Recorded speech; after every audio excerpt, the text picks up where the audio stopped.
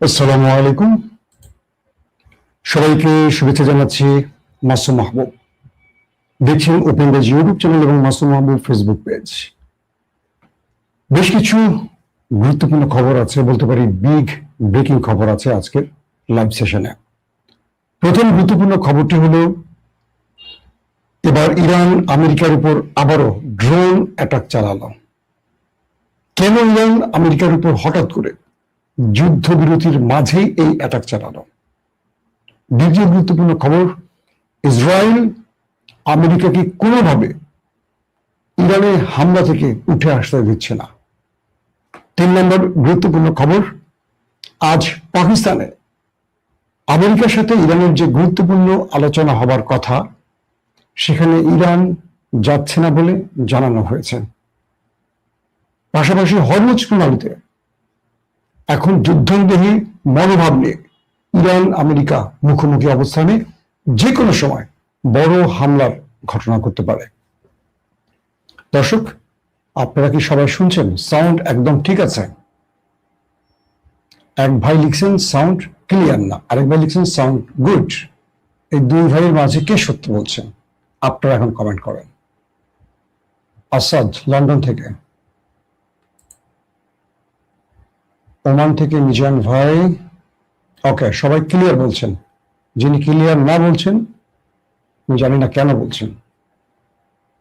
যে খবরটি দিয়ে শুরু করতে চাই, আজ পাকিস্তানে আমেরিকা এবং ইরানের মধ্যে দ্বিতীয় দফা বৈঠক হবার কথা, এবং আর মাত্র কয়েকদিন আছে যুদ্ধবিরতির মেয়াদ, মেবি 3 দিনের মতো আছে। প্রশ্ন হলো, সকালবেলা যে তথ্যটি আমরা পেলাম, সবচেয়ে বড় ব্রেকিং খবর, ইরানের তাসনিম নিউজের সূত্রে, ইরান এই আলোচনা যাবে না। তার প্রধান কারণ, ইরান উল্লেখ করেছে যে মার্কিন যুক্তরাষ্ট্র হরমুজ প্রণালীতে যে নৌ অবরোধ করে রেখেছে, যতক্ষণ পর্যন্ত এই নৌ অবরোধ আমেরিকা না তুলবে এবং আমেরিকা হরমুজ থেকে কেটে না পড়বে, ইরান আমেরিকার সাথে কোনো প্রকার আলোচনায় বসবে না। ইরান বলছে যে আমরা হরমুজ খুলে দিয়েছিলাম, কিন্তু আমেরিকা হরমুজে তার একটার পর একটা যুদ্ধ জাহাজ, অ্যাটাকিং হেলিকপ্টার এবং সেনা বৃদ্ধি করে যাচ্ছিল, যেটা যুদ্ধবিরতির পুরো লঙ্ঘন। ইরান বলছে, যদি আমেরিকা সত্যিকার অর্থে এই অঞ্চলে শান্তি চাইতো, ইরান হরমুজ প্রণালী খুলে দেওয়ার সঙ্গে সঙ্গে এখান থেকে আমেরিকা চলে যেত। কিন্তু আমেরিকা শুনছে না তার দেশের কথা, কেবল একটি দেশ তাকে পুরোপুরি কন্ট্রোল করছে, আর সেই দেশটির নাম ইসরায়েল। ইরান বলছে, আমরা ট্রিগারে হাত রেখেছি, যদি এবার আমেরিকা কোনো মিস অ্যাডভেঞ্চার করে তার উত্তম জবাব দেব। আমেরিকার যে প্রতিনিধি দলটি পাকিস্তানে আসার কথা, সেই প্রতিনিধি দলের 3 জন ব্যক্তি গতবার মিটিং করেছিলেন, স্টিভ উইটকফ, জেরার্ড কুশনার এবং আরেকজন ছিলেন vice president JD Vance. Trump আজ এক টেলিভিশনের বক্তব্যে বলেছিলেন, এই নতুন আলোচনায়, মানে দ্বিতীয় দফা আলোচনায় জেডি ভ্যান্স হয়তো থাকছেন না, মানে ভাইস প্রেসিডেন্ট হয়তো থাকছেন না। থাকছেন কে কে? জেরার্ড কুশনার, ট্রাম্পের জামাতা, আর থাকছেন স্টিভ উইটকফ। বলা হচ্ছে এই দুজন ব্যক্তি ইসরায়েল পন্থী, অর্থাৎ আমেরিকা যে ইসরায়েলের লবিটি আছে, এই লবিটি সাধারণত কন্ট্রোল করে এই ব্যক্তিরা। এর মধ্যে পাকিস্তানে ইরানের সাথে আলোচনায়, পাকিস্তানে ইরানের সাথে আলোচনায় আমেরিকা এমন 2 জন ব্যক্তিকে চয়েস করেছে যারা দুজনই ইসরায়েল পন্থী।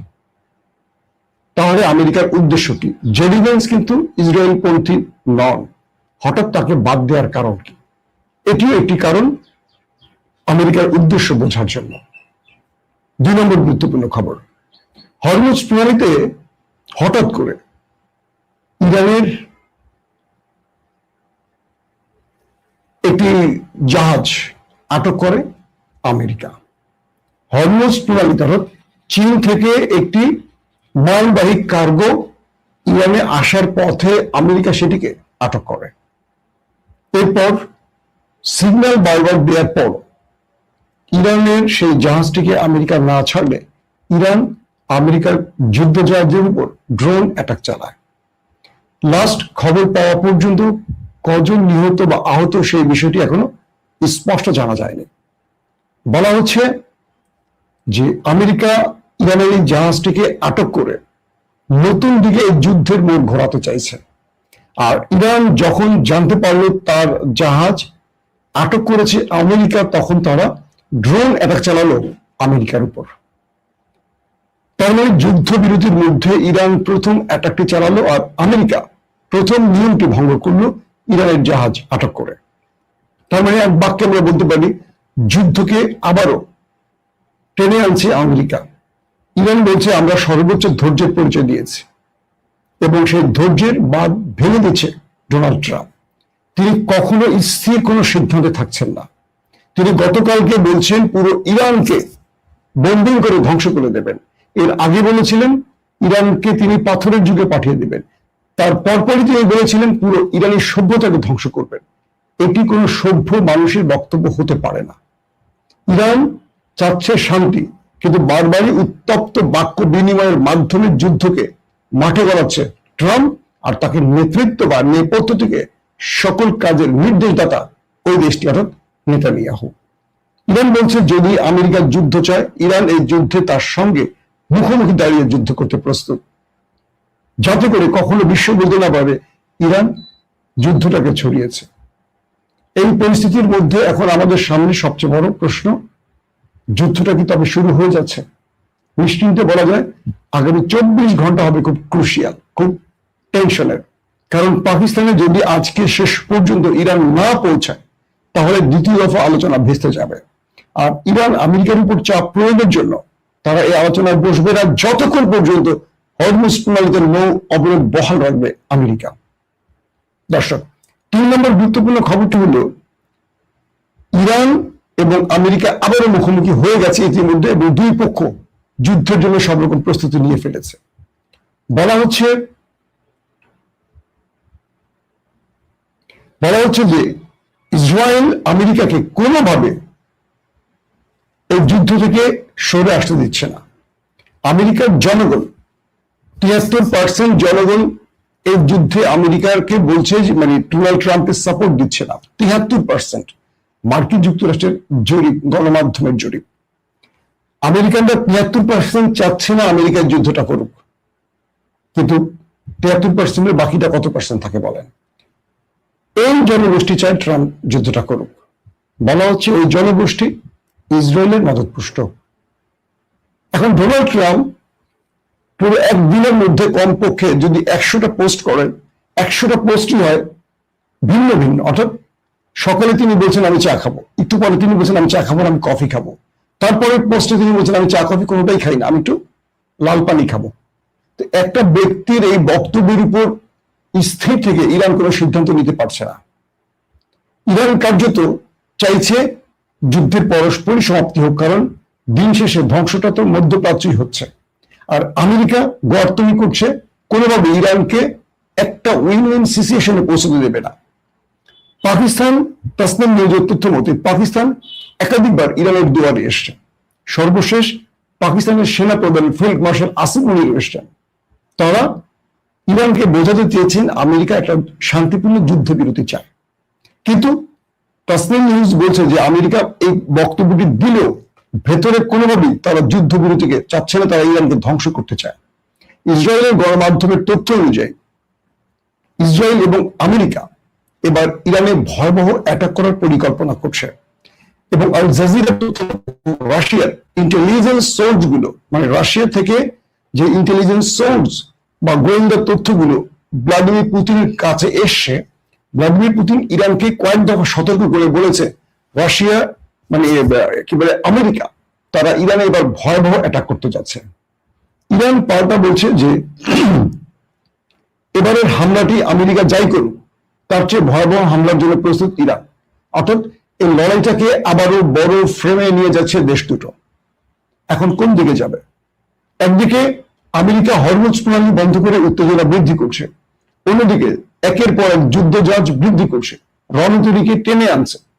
পাশাপাশি তিনি আলোচনা করছেন, ইরানকে সাপোর্ট দিচ্ছে এই মুহূর্তে নেপথ্যে গালফ কান্ট্রি। তারা দেখছে যে দিন শেষে সবচেয়ে বেশি ক্ষতিটা গালফের হচ্ছে, অর্থাৎ আরব দেশের হচ্ছে। আরব দেশগুলো আমেরিকাকে বলছে যে তুমি তোমার গোয়ার্তুমি করে শেষ পর্যন্ত আমাদের দেশগুলোকে ধ্বংস করছো, আমাদের অর্থনীতির 12টা বাজাচ্ছ, আমাদের বিভিন্ন সম্পদের ধ্বংস করছো। তোমাকে আমরা ঘাঁটি দিয়েছিলাম আমাদের নিরাপত্তার জন্য, তুমি তো নিজের নিরাপত্তা দিতে পারছো না। ইতিমধ্যে লেবাননও যুদ্ধবিরতি লঙ্ঘন করে ইসরায়েল হামলা করেছে। অর্থাৎ এই দুটো দেশ কারো কথাই ঠিক মতো রাখছে না, একদিকে শান্তির কথা বলছে, অন্যদিকে উস্কে দিচ্ছে যুদ্ধের জন্য। এই পরিস্থিতিতে মার্কিন যুক্তরাষ্ট্রে ভেতরে গুরুত্বপূর্ণ বৈঠক করেছে ডোনাল্ড ট্রাম্প তার জেনারেলদের সাথে। জেনারেলরা কেউ যুদ্ধের পক্ষে ডোনাল্ড ট্রাম্পকে সমর্থন দেয়নি। এক বাক্যে বলছে এই যুদ্ধ আমাদের কিছু দিতে পারবে না। পুরো হিসেব বলছে, যুদ্ধের পুরো গ্র্যাব বলছে যে আমরা পরাজয়ের মুখে। ইরান আবারও জানিয়েছে তার 80,000-এর অধিক ড্রোন প্রস্তুত আছে। বিভিন্ন গণমাধ্যম, বিবিসি, সিএনএন এর মতো গণমাধ্যম বলছে ইরানের কাছে এখনো 40% ড্রোন মজুদ আছে। সিএনএন তো আমেরিকার পত্রিকা, তার মানে যদি ওরা 40 বলে, 40% আমরা ধরে নিতে পারি 70% বা 60%, ওরা কমিয়ে বলে। যদি 40% সত্য হয় তাহলে আমেরিকা ইরানে কি ক্ষতি করতে পেরেছে? ইরান তার শক্তি এখনো ধরে রেখেছে। ইরান তার ভয়ঙ্কর মিসাইল গুলোকে প্রস্তুত করেছে, লঞ্চে বসিয়ে রেখেছে। যে কোনো সময় ট্রিগারে চাপ পড়বে, যে কোনো সময় হামলাটি হতে পারে। বিশ্ব গণমাধ্যমগুলো বলছে আজকের আলোচনা ভেস্তে যাওয়ার সঙ্গে সঙ্গে দুই পক্ষের মধ্যে হয়তোবা আজকে থেকে লড়াই শুরু হতে পারে, অথবা অলৌকিকভাবে দুজনের মধ্যে আবারও কোনো একটা আলোচনা হতে পারে। মূল সমস্যাটা হলো ইরান যে প্রধান দাবিগুলো করছে, আমেরিকা সেই দাবিগুলো মানতে চাইছে না কোনোভাবে। আমেরিকা ইরানকে একটি পজিশনেও বিজয় দিতে চায় না। আর ইরান বলছে তার যে কটা প্রস্তাব, এগুলো একটা না মানলেও তারা আমেরিকার সাথে আলোচনায় বসবে না। তার মানে আমরা এক বাক্যে বলতে পারি শেষ পর্যন্ত যুদ্ধবিরতি লঙ্ঘন হয়ে যুদ্ধটা শুরু হচ্ছে। এক প্রকার যুদ্ধ শুরু হয়ে গেছে, কারণ ইরানের জাহাজ যুদ্ধ জাহাজ নয়, এটি হলো কার্গো জাহাজ, মালবাহী জাহাজ, যেটি চীন থেকে এসছে, এটি আমেরিকা আটক করেছে। ইরান আমেরিকার যুদ্ধ জাহাজে কিন্তু ড্রোন হামলা করেছে। তার মানে যুদ্ধ এক প্রকার শুরু হয়ে গেছে। এখন মার্কিন যুক্তরাষ্ট্রের গভীর রাত, কোন সিদ্ধান্তটি আসে হয়তো আমরা নেক্সট ভিডিওতে বলতে পারবো। তবে সবচেয়ে ডেঞ্জারাস যে বিষয়টি, সেটি হলো দুই দেশের মধ্যে যুদ্ধের সব রকম প্রস্তুতি হয়ে গেছে এবং যে কোনো সময় যুদ্ধটা শুরু হয়ে যাবে। এক বাক্যে আমরা বলতে পারি আমেরিকা, ইসরায়েল এবং ইরানের মধ্যে যে ভয়টি আমরা করেছিলাম, বা এই যুদ্ধবিরতি যেহেতু পাকিস্তান যাচ্ছে না ইরান, তার মানে এই যুদ্ধবিরতিটা আজকে থেমে যাচ্ছে, বন্ধ হয়ে যাচ্ছে। নতুন করে মধ্যপ্রাচ্য আবার লড়াইয়ের মাঠে নেমে যাচ্ছে। বিশ্ব রাজনীতি কোথায় যাচ্ছে, বিশ্ব অর্থনীতি কোথায় যাচ্ছে, ডোনাল্ড ট্রাম্প বা নেতানিয়াহু সেই দিকে নজর দিচ্ছে না। গোয়ার্তুমি শেষ পর্যায়ে চলে গেছে। কেবল বাংলাদেশ নয়, পুরো পৃথিবী জ্বালানি সংকটে আছে। এই পরিস্থিতিতে ইউরোপ বারবারই আমেরিকাকে বলছে একটা উপায় বের করে বের হয়ে আসতে, কিন্তু আমেরিকা ইউরোপের কথাও শুনছে না, ন্যাটোর কথাও শুনছে না। আমেরিকা শুধু শুনছে নেতানিয়াহুর কথা। আল্লাহ হাফেজ।